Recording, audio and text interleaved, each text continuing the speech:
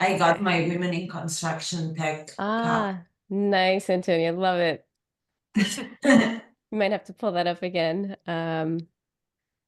Okay, I'm going to click the go live button and hopefully it won't make me do the whole setup again, but here we go.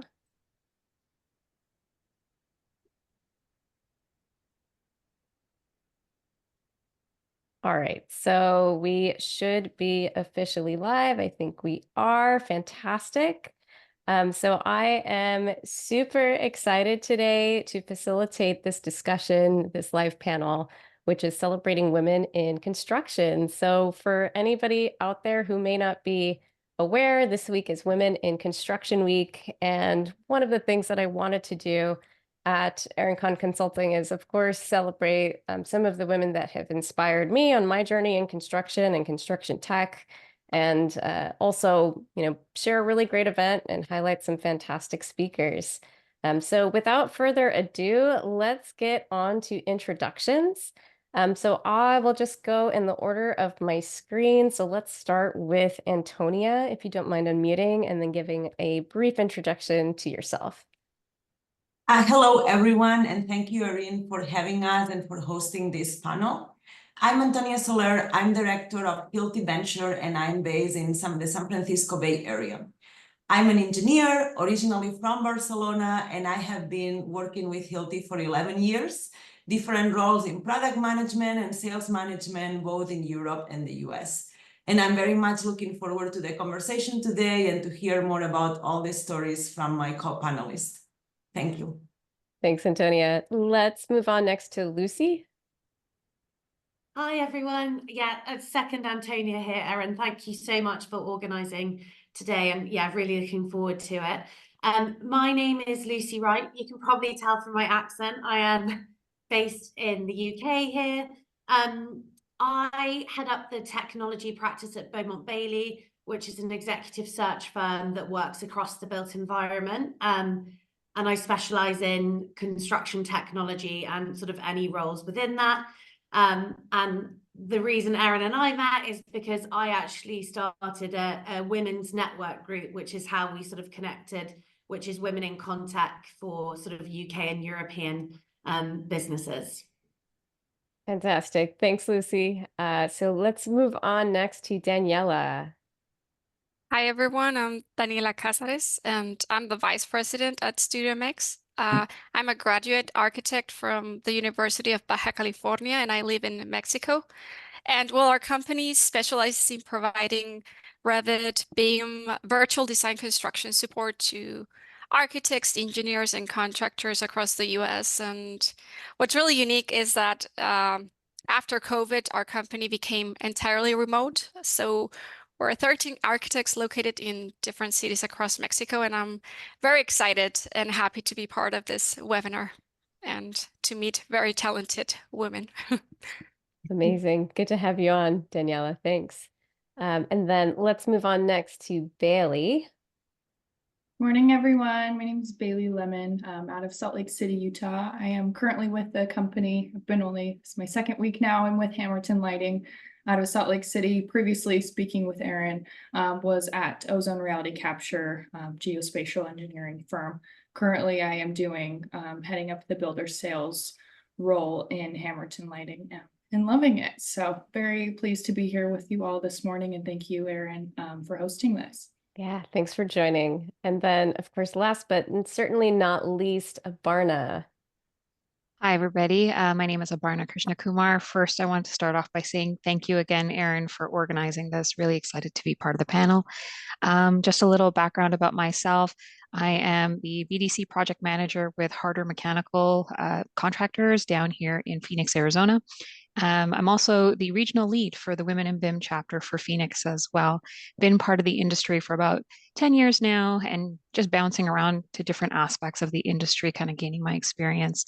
And I'm really looking forward to sharing the panel with my awesome host and fellow panelists. All right. So thank you all for your fantastic introductions. And then as a reminder to our audience, if you do have any questions or comments or things that you want to bring up, feel free to use the chat or the comment box. I am able to see it, so I'll be able to ask your questions out loud to our fantastic lineup of speakers here today. So getting into some of our topics, I first want to kick off with how did we get into the construction industry in the first place? So it's typically male dominated. You don't usually see a ton of women, especially in certain majors in school. I think we've probably noticed some of that as well. So does anyone have or, want to share how they first dip their toe in this construction world? Yeah, I can start. I have a pretty unique intro as my background in education is in psychology and dentistry. So I kind of came in by happenings of COVID, actually. As you can imagine, a lot of facilities across the US, unless it was an emergency, this was closed down for COVID. So I was basically out of a job while I was in dentistry. And I had a friend that was actually a project manager at a modular construction company, and they were in need of an admin assistant as they were kind of more of a startup company, younger company. So I started with them as an admin assistant, doing a lot of different roles. I would anywhere from marketing to operations to a little bit of sales help, but I naturally just kind of landed in a project management role. And from that was with that firm for about a little over 2 years, and then jumped into another sales PM role with Ozone Reality Capture. And here I am today now doing builder sales with a lighting company. So I've kind of been in all sorts of avenues, but got in by happening chance just with COVID. Yeah, that resonates with me, not necessarily the COVID piece, because I started maybe a little bit earlier before that, but the just happened to fall into construction. It wasn't anything like I really thought, oh yeah, I'm gonna do construction industry 100%. I was actually undecided when I first started school. I was doing a whole bunch of music stuff. I didn't know if I was going to go down any other, major or route, but ended up in engineering and then ended up somehow on as an intern on the job site, and then it just kept going from there. So yeah. Anybody else? Oh, go ahead. The way you asked the question, Erin, really made me realize that it has been several things in my life that made it, right? So on one hand, my father studied mining engineering and my uncle chemical engineering. So a little bit that's something that I had always seen at home. And really enjoy chemistry, really enjoy maths, right? So I was going into the engineering direction. And then secondly, also my mom was also in male-dominated industry. So for me, it was something kind of normal. I could see like, yeah, I'm going into male-dominated industry, but didn't think anything more about it, right? Especially not in university. And then as I was finishing my studies, I joined a study program called Unitech that it was for students that are in engineering who want to go more into business. And Hilti had been one of the sponsors since the very beginning and really had heard about great things about working at Hilti. So I think that I went more into Hilti, and Hilti brought me into the construction industry. And then after my first year there, really enjoyed many of the things I saw around, like the way working as a team, also the opportunities to continue growing as a professional, to have an international career. And that's what also brought me into the industry and made me stay. Yeah, so many things you just touched on, which I'm sure we're going to unpack a little bit more on later. But yeah, there's so many pieces to a career path in construction that you don't necessarily see that are super cool. So let's see, Abarna, Lucy, Daniela, any thoughts on, how you got into the industry? So on mine, very similar, but also very different from what has been said so far. It's for my particular path, I didn't start in construction. I started on the design side. And over the years, I've been bouncing around to different aspects of the industry. So I have been on not just the design side, but on the software side of the industry, and then the consulting side, even the education side. And then one day a recruiter found me who said, hey, do you want to join the construction side? So all of that experience, all of that knowledge, and the confidence that I've gained over the years also contributed to the path to get here. So any students that are out there, if you don't feel like you want to get in right now, who knows? The steps you're taking right now may lead into construction in the future, and you'll have a different perspective than those who may enter now. Yeah, fantastic. It's, I think what I'm realizing is none of us had what you would probably think of as a typical entry point to the industry. Yeah, on my end, I knew I wanted to study architecture since very young. So I got into the career. I tried it and I'm like, I love this.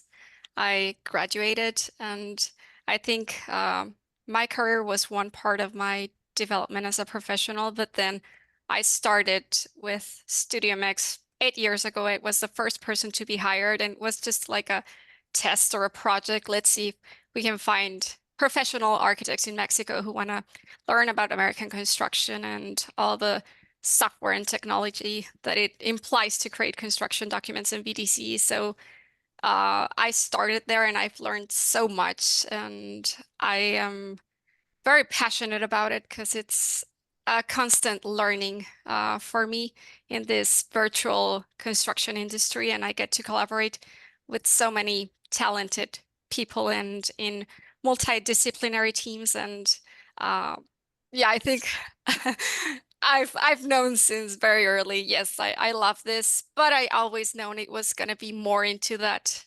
office or virtual side of the construction, not necessarily at the side or but yeah, that's my story. And we have the technology today to entirely Yes. make that possible. Not just possible, but like thrive in that virtual space. So yeah, very good. Lucy, any thoughts you want to share before we move on to the next topic? Yeah, absolutely. I mean, my background very similarly to everyone, well, most people here, you sort of fall into it. But I think obviously with the nature of my role, I speak to people moving into the sector sort of day in, day out. And it's, I think historically, and I don't know if you guys would agree with this, but most people, when they think of construction, think very much sort of boots on the ground side of construction, and there is so many, it's so much more multifaceted than that. But I don't know that many people who've perhaps gone, yeah, I very much specifically want to work in this sector, and off I go. And I think, you know, as Abarna mentioned earlier, if there are any students out there thinking about that, there are so many different options you have to getting into the world of construction. 100%. I think for myself as well, being an early student, or like in my early student years, I kind of thought of it as, oh, well, I don't want to be swinging a hammer, or, you know, whatever the case may be, but it is so, there's so many different pieces to it. So this leads into the next topic that I want to discuss, which is what makes us stay in the industry. So I think a lot of times we see this with like different stages in life where women especially won't stick with construction. It's especially on the job site, it's kind of tough to balance things, but I guess I'll go first. Like what makes me stay is that there's so many different paths to take, and it's always interesting. I think for me, if I was doing the same thing every day, I'd probably get bored and want to find something new. But with construction, there's always an exciting challenge and problem to solve, and great people to work with and collaborate with on solving those problems. So it's almost like a renewable energy source for keeping me into the space. So any other thoughts on like what keeps you sticking in, you know, in construction? For me, there is one word that is opportunity. I think that there is a lot of opportunity in construction. There is a lot of opportunity to bring in more technology, to have more adoption, to be more efficient, to build more sustainably, have safer job sites. And also we see all this opportunity in how many amazing founders are creating startups now for construction technology, right? Founders coming from other spaces, from other industry that see a great opportunity in construction. We have seen billions of dollars that have been now going from venture capital into construction tech companies. And I think that it's such an amazing time, an exciting time to be in construction. And I also see a lot of opportunity in the diversity and in the DEI space, right? I think that when we look at the statistics, there's still only 10% of the employees are women. And I think that we can have very rewarding careers in construction. And I would like to see more women having those careers in construction. So I think that this word opportunity for me is always very present. And as you're saying that, Antonia, I think we're getting some clapping emojis in the chat. So thank you guys for celebrating that. Yeah, I love it. Any other feedback or experiences with like what keeps you sticking with what is a challenging industry, right? It's not super easy being in construction. We're doing really great hard things to make buildings come to life. So yeah, Abarna, I think you unmuted, right? Yeah, I'm going to give a slightly different approach to this, just because I'm sure there will be a resounding agreement about, career growth and mentorship and sponsorship. For me, what keeps me in the industry is the team culture and the company culture. Mm. The day-old thought of, it's a boys' club, oh, no one's going to listen to girls, those kind of thoughts are dissipating over time. We still need work, but at the end of the day, the team that you're working with also makes a difference on your experience. And this is something that, regardless of our industry, construction, software company, educational firm, whatever it is, it's kind of the same, right? So if you have an inclusive team, a great leadership, supportive leadership, almost anybody's going to want to stay despite what happens, right? Because you're working together as a team. But if you have a toxic workplace or a toxic boss, even the best of people are not going to tolerate that. They're going to leave. So for me, so far, I've had some wonderful teammates and great leadership, managers, mentors, you name it. I've had some wonderful people throughout my career that I've learned so much from and continue to learn from. And it makes all the difference in the world in me waking up and just wanting to go to work because I'm comfortable sitting next to them. I'm comfortable to be able to say, ask them a dumb question. What may seem like a dumb question to me may not seem like a dumb question to someone else. And it's a very good environment to be able to do that in. So for me, that's what makes me stay. Yeah. So following up on that, and I kind of want to get everybody's thoughts on this. What's one thing that managers or company culture should be doing or reinforcing to have that environment be so positive? If I could chime in. Yes, please. Partner up with HR, maybe to get some training on EQ. So just, EI, emotional intelligence training. Being able to stand up to somebody who is not treating others well. There's always a bad apple somewhere. And so if a leadership says, we're human, exactly. So if someone, especially in leadership, can kind of step in and say, hey, you don't talk to anybody like that. Don't talk to my team like that. And sometimes it's not somebody who's internal, it's someone who's external. It might be a supplier, a vendor, a client who is demeaning to a teammate of yours. At that point, step in and be that buffer that protects your team and say, maybe they made a mistake, maybe they didn't, maybe they did the right thing, but you're misunderstanding. But whatever it is, you don't talk to my people like that. That can be something that helps. But again, sometimes HR just needs to give a little nudge to remind them, hey, we do have these standards.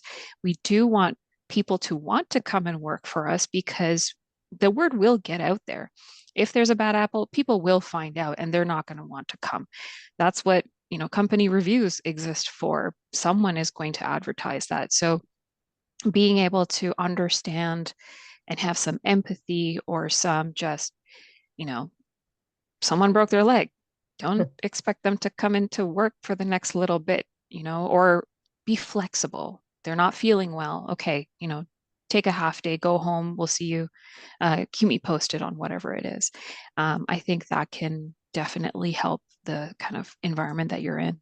Yeah, solid piece of advice and a reminder to like use those extra resources or build those extra emotional intelligence skills so that, you know, and everybody benefits from that as well, which Yeah. is fantastic. Any other if thoughts? Oh, if go I ahead, may, Daniel. yeah, I have to agree with Antonia. It's a really exciting time to be part of the construction industry, and technology is just advancing so much every day. We're constantly learning, so it's difficult to say, yes, I'm stuck or bored because every day there's something new, right? And I have to say also, part of what has made me stay in this industry is a lot has to do with the culture that we have at StudioMX. And one of the things we have is we call it TCQO, which is Team Quality, On Time, and Communication. Oh, But our tell us owner, more. Tell us more. we wanted to make it work with taco, you know, it didn't. It ended up being TCQO. But the company's owner, Jason Dunlop, he firmly believes that number one thing should be team. And when you take care of your team, everything else flows. Good work, quality, on time. And yes, there's been times where we have to say, you know what, this is actually not a good client to work with. He's rude. He doesn't really respect our team. And it's that culture that we want to create, and also that knowledge that we share with each other, not trying to just say, no, I want to be the one that takes all the glory for this project, or I just want to be the best. We try to get away from that and say, what can I learn from my teammate and what can I share? I think having that workplace, it's also what gets you excited in the morning to be part of a great company with a great culture. Yeah, I'll have to remember that. TCQO. Yes, almost Yes. taco. The almost Yes. taco. Yeah. Love it. Love it. Thanks for sharing that nugget. That was amazing. And then I guess so wrapping up this train of thought, Baylee, Lucy, Antonia, any thoughts on like what good managers do or companies do that creates a positive environment to make that stickiness for women in construction? Yeah, definitely. I'd love to chime in if that's okay. Yeah, please. Yeah. I think this is a topic that I speak to founders about all the time, because obviously we're at the forefront of bringing those people in. I always really encourage hiring from multiple different sources as well. So you're getting in that diversity of thought into the business, which therefore creates a culture of not just hiring like yes people, because even in technology, if you hire just from other construction technology businesses, you're going to have a group of people who've similarly done everything in a similar way. Whereas if you hire from other industries as well, or, you know, the likelihood of grads and things like that, anyone with any amount of experience can add so much value to a business with ideas. And it really comes into, you know, founders surrounding themselves with people who are going to push those boundaries and say, well, why are we doing it like that? You know, what's going on there? And hiring those people in, and founders being open to that, that's a key part as well, is a big thing, I think, of the difference between successful businesses really like rocketing up and you know, those environments which perhaps could become a bit more stagnant. Yeah, such a good perspective, because that's taking in the view of like the pipeline coming in as well. So yeah, that openness is key to driving that diversity, which makes the business overall stronger and then more opportunities for other people to come in. Great. Yeah, I would agree, you know, having that trust within yourself is also going to be reflective of the trust you're going to have in your team, to also create that environment where there is a platform for those people that you are hiring as a founder, right, to come in and bring ideas that may be different from the founder's views or the other executives' views, but, you know, differences in looking at things at a different angle absolutely creates those avenues to bring together different ideologies and philosophies within a organization, essentially, that will kind of help spark the growth and the comfortability of that growth.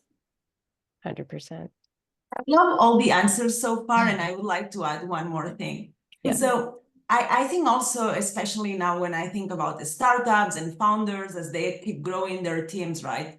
And how to think about bringing diversity at all levels of the organization, right? Like you have the founding team, then you have the management team that you start building, the first employees, and your advisory. So how you think about bringing some diversity at all the levels, so that as you keep growing your company, you build that culture and you also then keep hiring, following the train of thought. And maybe something to add here, it's something that I'm working with Erin as well. It's on women in construction tech. And one of the ideas that we had there is that we want to give more visibility and more exposure to women, and to women to all different levels at their careers, at the startups, at the investing teams, at construction companies, to have that pool of talent that also then gives the opportunity to see when you are thinking your teams and you are thinking, okay, I really want to build a more diverse team. How can I find more potential people that could be joining? Yeah, and Antonia, I think we can definitely share some more resources on some of the organizations that we're working in, and I know a few other of us have participated in as well. So thanks for sharing that. I want to also put out there something that I found personally very, very helpful with keeping me not just engaged in the industry, but how should I say it? Not just engaged, but supported, I guess, to continue and grow, is having managers that believed in my potential. So it's kind of looking future forward with, the people on your team and saying, okay, well, maybe Erin is just an entry-level engineer right now, but we're going to give her some challenging tasks to help her grow and develop her career. So being able to have that sort of support, or, I guess a little bit of mentorship, really goes a long way as well. So shifting gears a little bit here, I want to get into myths about career paths in construction, as well as in just architecture, engineering, construction industry in general. So for our panelists, what surprised you the most about your career journey and the industry? And then especially for any up and coming professionals or students who may be in the audience, what would be your, what would you want to tell them about the industry? Go ahead, If I Antonia. may. Yeah. The first thing I would probably say is it's a lot of fun. My very first experience when I started off my career, I joined an engineering consulting firm, and I went to school for architectural technology. And to this day, I barely did anything architecture related other than helping out the architects for proposals. But I got thrown into, or no, I didn't get thrown into. There was a healthy debate from two different managers, and process piping one. So once I entered that department, the very first thing that shattered my rosy glasses was the stack of drawings for one particular wastewater treatment facility that one of the engineers just, casually showed me because it was his pride and joy. And I thought, well, nobody showed me this at school. They only showed me, 7 pages of a document, because obviously we're students. So that definitely shattered my rosy glasses. And I thought, oh my word, what have I got myself into? But being on the technology side and working with fellow like-minded people and getting to problem solve together as a group, and just, I'm a visual person. So just being able to see possible solutions and being excited for it and saying, yep, we solved that issue together as a team, and I had some input on that. And just, again, it's that team. I'm always going to go back to team because it makes all the difference in the world. I mean, some people want to be that lone wolf, and that's great. I am not said person. But that myth that I initially had, which was when you're in school, you're taught certain things because it's a finite period of time. Your instructors only have so much information in front of them. They're not going to tell you every single thing that's out there. So, as I'm sure each and every one of us have had different paths that led us to where we are now, we've all seen different kinds of projects, right? Whether you're working on a hospital, whether you're working on a school or an airport, they're all so vast in size and complex, and in some cases, very simple if you're working on a house. But just being able to take very similar skill sets and utilize it for a huge portfolio of projects makes you want to learn more, whether we like it or not. You're going to learn, even if it's for a specific software. And so I don't think everybody realizes that, yes, lifelong learning is going to happen. It's just a fact of life. And you can actually carve your own path. Again, not something that I thought about when I graduated from school. I thought, oh yeah, I'm just going to get into BIM modeling. Let's see what happens next. Who knew you had coordination, management, consulting, and that's just paths, not industries. And then as you enter different aspects of the industry, the titles change, your job description changes, you're advising your bosses on what to do, you're creating your own next job description, just because you're now the new thinker or the new blood or whatever catchy term we're going to use here, but you're the one who's going to bring that information to your company. And Let's say innovator. Innovator, there you go. Yeah. And just be the pride and joy of your department, because hopefully you're that curious person to be like, hey, I did this at school. They taught this new thing called, whatever said software. Do you think it's applicable here? And your boss is thinking, oh my gosh, what is this? Tell me more. And off you go, and your career is going to, take off from there. And your networking is going to take it into a different level, which is another thing, networking, not something that we think about. Yeah. We think we're going to just be around our individual teams, whether it's, you alone or 5 people or 25 people across who knows how many cities, countries. And the other thing is, maybe you're never going to have to wear steel toe shoes.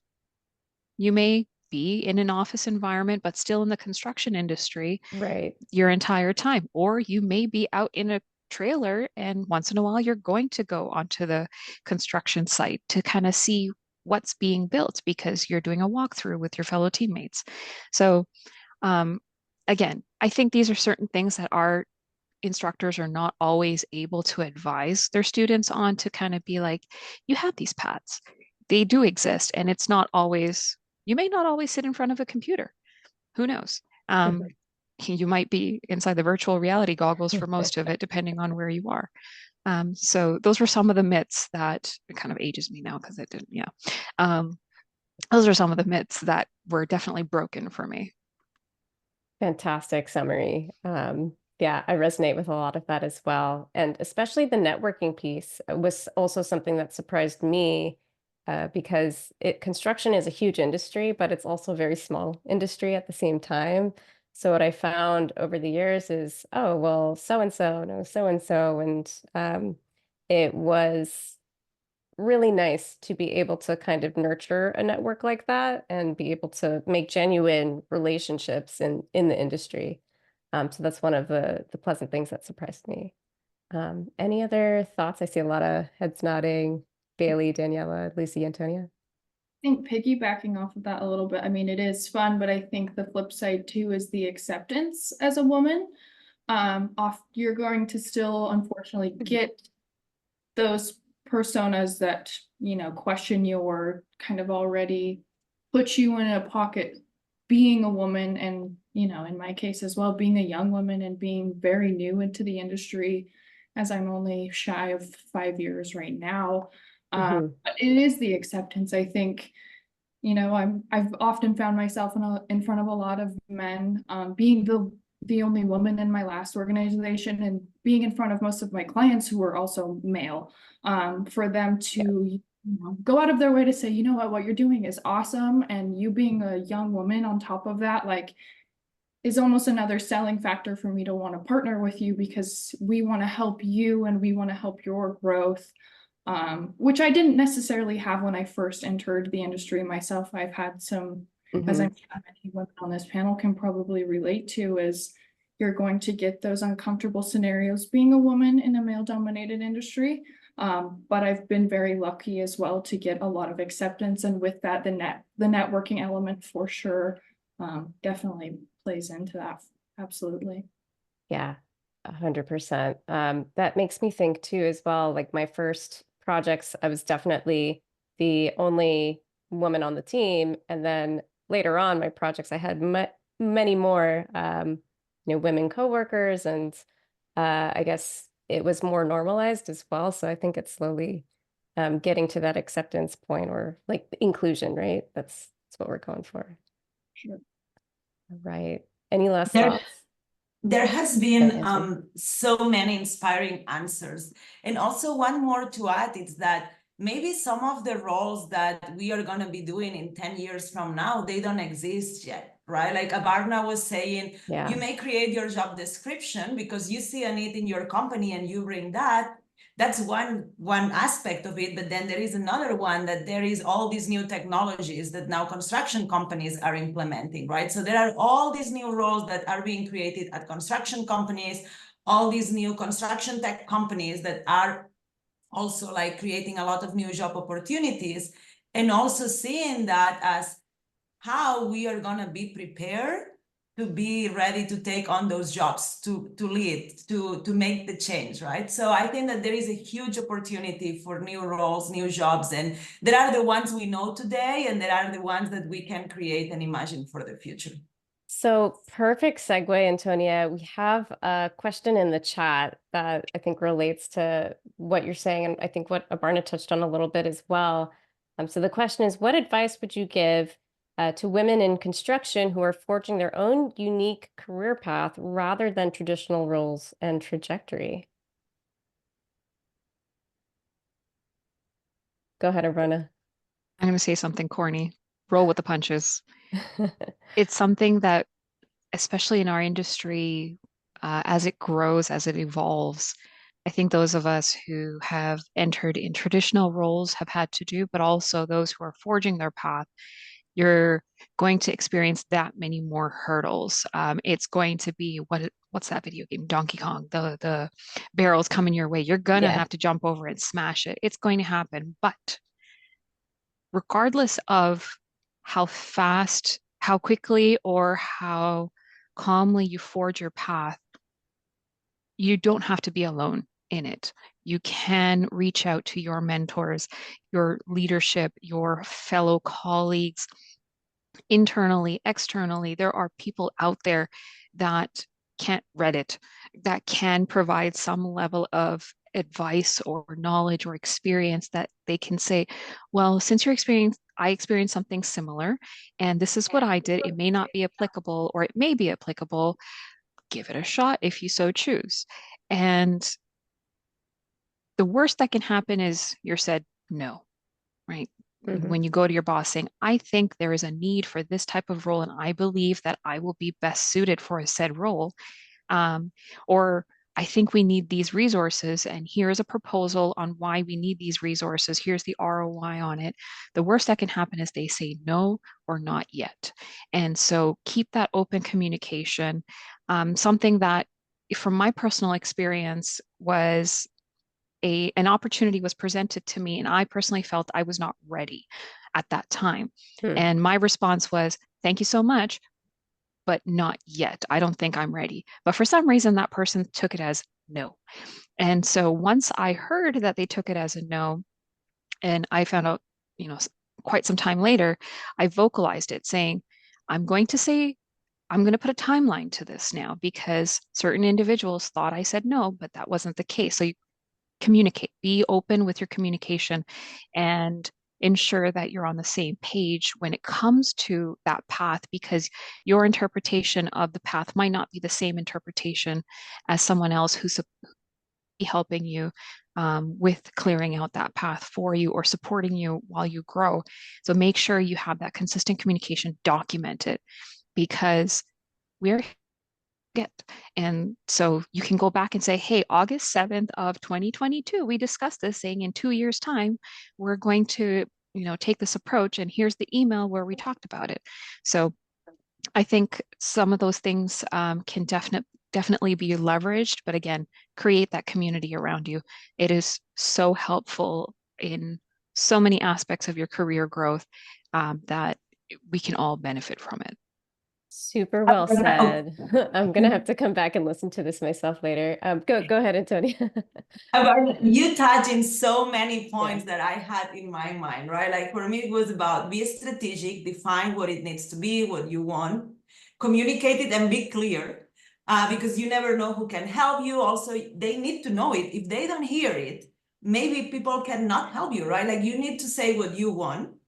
And then also build your network, build your squad. I think that, many of the things that have happened in my career have been thank you to sponsors, mentors, friends, and also have realized that how many people are there rooting for you and who want to see you succeed. So also like know those people, stay close to them, and also be that person who can help them when you have the opportunity to help them.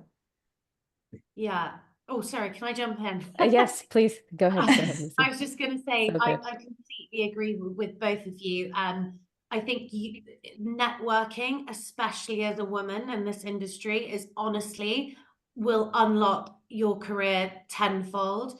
I haven't met one woman along this journey where I've said, look, can I just give you a call and talk you through an idea, like just to get your feedback and, spitball some things. I've never once been said, no, I don't have time for that. Every woman in this industry, I honestly, truly believe, are so happy to give the time. So it's just about putting yourself out there and asking for it as well. And get like a whole spectrum of people's, ideas before you think about approaching someone internally. Find out what, people that for your peers from school or however it might be doing as well, and just go for it would be my biggest advice as well. Go for it, build your squad, roll with the punches. Yeah. Good stuff. All right, so moving along, and wow, time is flying. This is such a good discussion. Let's get into practical advice. So what's something that you wish you knew sooner in your career? And I'll start, which is really simple. Ask questions way more than you think you're asking them. So that's how we learn. We ask questions, we get answers, and don't be afraid of looking stupid, because you are not. Chances are everybody has had the same question at one point or another. So that's something I really wish I had internalized and got comfortable with far earlier in my career. Any other? Oh, yeah, go ahead, Daniela. Well, it also has to do with what you were discussing, but one advice would be to don't let your inner fears limit your career. Sometimes we're very afraid of, being wrong or not having enough experience or not being good enough. But it's when you recognize those inner fears that you can get past that comfort zone. And in my experience, I've been very lucky to have good mentors along the way and people who believe in me, and they kind of push me like, yes, you can do it. You're ready for that. And in the end, I am, but sometimes, it's difficult that you're like, you doubt yourself. But if you surround yourself with the right people and get out of your comfort zone, you'll definitely see a big push in that career path that you want to take. And also, yes, just go with the flow, because again, in 10 years, we may be doing very different things from now, because it's just there's so many things changing in the construction industry, but it's part of it. 100%. And this is super timely, as you're saying, like the industry is changing. Like yesterday, I was moderating an AI in construction event, which I see Nate Fuller, who is the organizer of that event with Placer Solutions. Hey, Nate, just also chimed in. Great panel. But just from seeing all that AI technology and all the different things that are coming out, wow. fasten your seatbelts, because this industry is definitely going to accelerate in quite a few different areas. So yeah. Let's see. Any other thoughts? What did you wish you had learned sooner in your career? What might have helped you earlier on? How'd you know? One thing I had to learn is that you don't only need to deliver results, you also need to say it. So first you need to do a good job, but then you need to also be able to explain, this is what I did and this is the impact it had, and you don't need to be shy to talk about it. 100%. And we just got a comment in our chat that also resonates, which says, yes, let your voice be heard. You can ask questions in a curious and confident way. So thank you, Elisa, for dropping that into the chat as well. Yes. Yeah. Just to add to that as well, I was definitely like this when I was younger, where I tried to make myself a lot smaller. And I think, you know, that feeds into what Antonia said and Daniela, that limiting belief. But actually, you have every right to take up as much space as anyone else in that room. And that seems like a really obvious thing to say, but you kind of have to believe it for it to come out, I think. Fantastic. Yeah. So we are at around the last 15 minutes of our session today, and we are getting a couple questions in the chat as well. So for the audience, feel free to drop your questions into the chat. Now is a really great time to do so, since we're going to be wrapping up soon. But for this next question, so it is, how can construction tech startups ensure they prioritize hiring more women in roles that are traditionally not filled by women? Do you have good examples of leaders who have done this well and are doing this well? And maybe Lucy, we'll start with you. Yeah, it's a great question. I don't think there's an easy answer, if I'm being completely honest. I think it's something that's similar to my Women in Contact group and the one that Antonia and Erin mentioned earlier. It's groups like that that are encouraging younger women to join, that are therefore going to stay in the industry and move up. So we can get that hiring of females throughout an entire business. And that obviously takes time. I think looping back to looking at individuals as well for that diversity of thought from different backgrounds too is something that we've seen individual founders really concentrate on, to have a bigger pool of women at this juncture we're at in the industry. I think it's also it's very easy for founders to say, I want more women in, but they have to walk the walk as well as talk the talk, I think. And that means being more flexible on certain things. So if, you know, every startup, look, every role is so important that that person delivers, but it's looking around the periphery of that role, any, you know, give and take and things like that, that are going to make a big difference.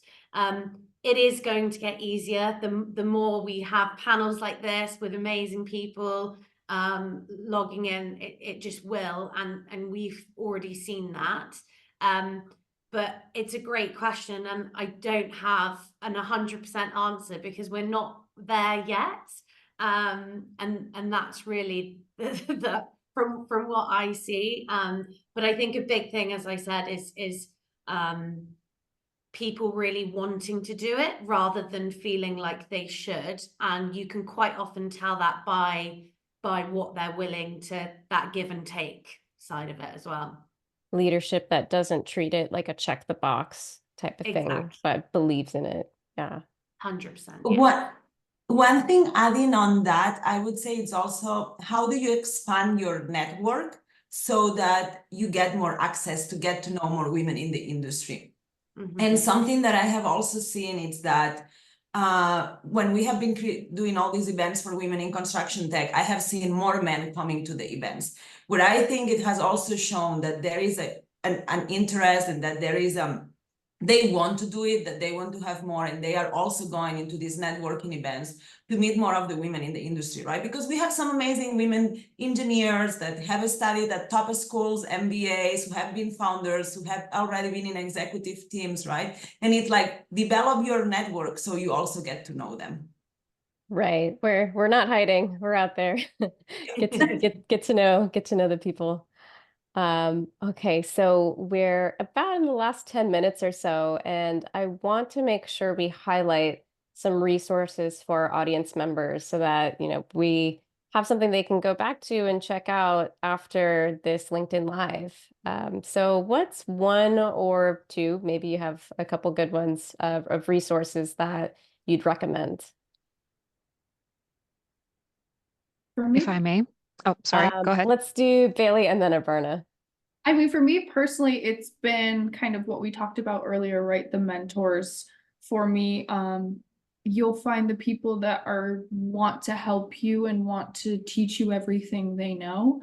And learning from those people and spending time with them both inside and outside of the workspace has been a very wonderful tool for me. That's, a constant tool that also is always available for me at my beck and call. And the networking aspect definitely helps drive you to that. But finding those people within your internal organizations that you look up to, that you would strive to be where you want to see yourself in your career, leaning on those people, you'll be surprised at how many of them want to reciprocate that and give back to you starting your career and want to help kind of drive you to your resources or be that sounding board for you when you do have those ideas or questions about anything as you move along in your career. Mentorship as an accelerator. And I'll add on to that, Baylee, as well. I think your mentor could be somebody really not too far away from you in your network. So, and there are a lot of great male mentors as well who are going to be amazing champions with supporting you. So that mentor could be closer than you think. All right, and then Abarna. So I have two. One is kind of weird at the same time. The first one is following hashtags on LinkedIn, for example. There are certain topics out there that it became consistent, like hashtag women in construction, hashtag WIC. You can follow that on LinkedIn, and then those posts are going to show up on your feed, no matter who posts it, where in the world. So that I've actually done that for a couple hashtags, and I got to come across certain articles where I've learned quite a bit from it, and then keep it as a topic of discussion over time. And the other one is for those who are, I'm always going to lean towards students because I want them to feel confident entering the industry. For students, depending on the type of seminar conference that exists, there are a lot that provide free access to students or subsidized access to students. So you don't have to pay a ridiculous amount to get in. And when you do get in, I would highly recommend talking to some of the speakers that are up on stage on a topic that you're very passionate about and ask them a question or connect with them on LinkedIn saying, I watched your presentation and there's something you mentioned, I'd like to pick your brain or say something professional. But it opens your eyes on certain things. So a little background, I'm originally Canadian. After coming to the United States, I'm still getting the lay of the land, getting to network and, regrowing my career here. But attending conferences, talking to certain individuals who were up on stage, I managed to learn quite a bit from them. And some of them were even confidence boosters to say, why do you need somebody else to help you out? Why don't you do it? Simple as that. Haven't spoken to that person since, connected on LinkedIn, but, I just thought, that's a good question. Why didn't I do it? But something as simple as that, someone could do that, or someone who's sitting right next to you. If you go by yourself, turn around, say, hello, my name is, and shake their hand and network with them. So just some things for literally anybody that's on the call right now. Wow, the hashtag thing. I'm like, I need to go and see what I'm following because I don't know what my algorithm's doing, but yeah, I could definitely use some more women in construction hashtags. And Carol in the chat is also noting this week, hashtag WICWeek24 is very popular across all the social media platforms for celebrating women in construction. So thanks, Carol, for that plug. All right, so Daniela, Lucy, Antonia, any resources you'd want our audience to take away?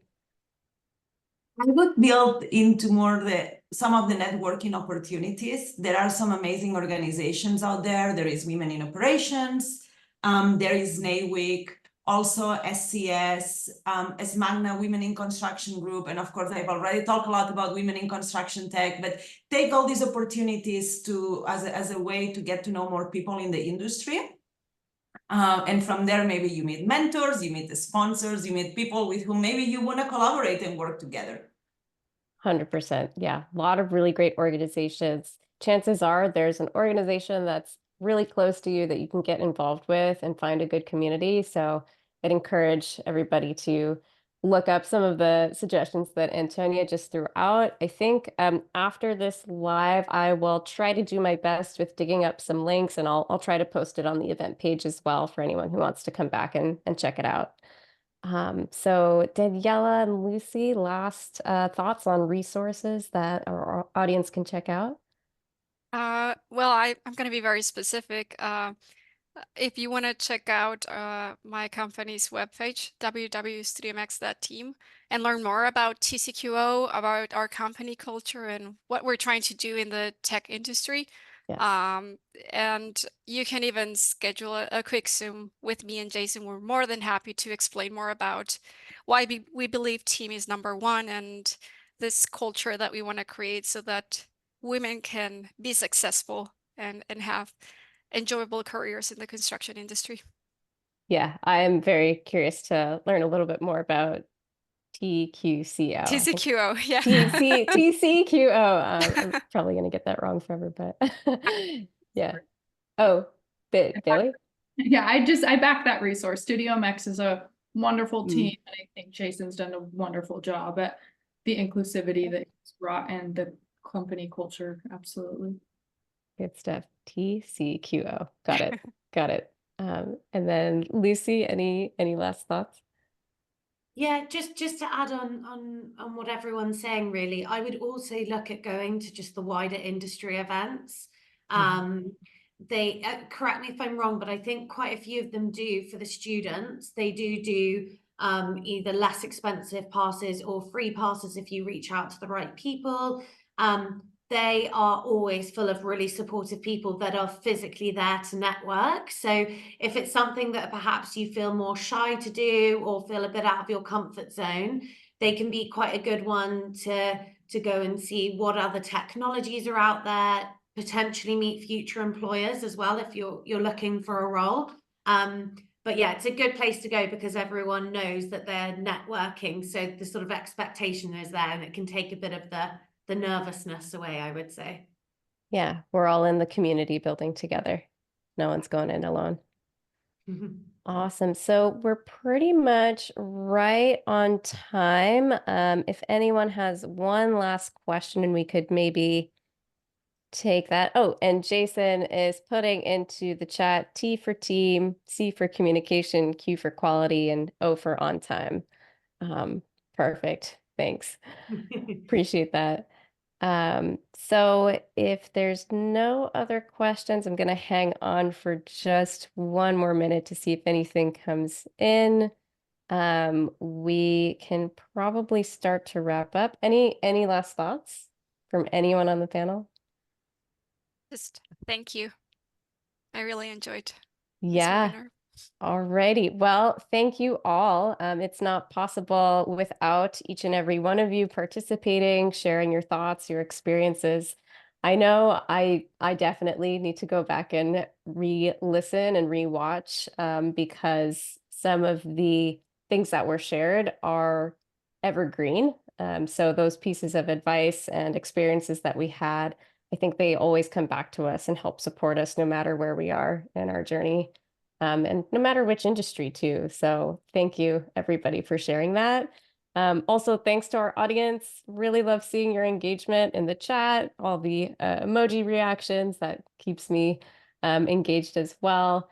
So thank you for your time, for listening and tuning in. So with that, we will end our event for today and hope everybody has a fantastic Women in Construction Week for 2024. Thank you. Thank you. Thank you all.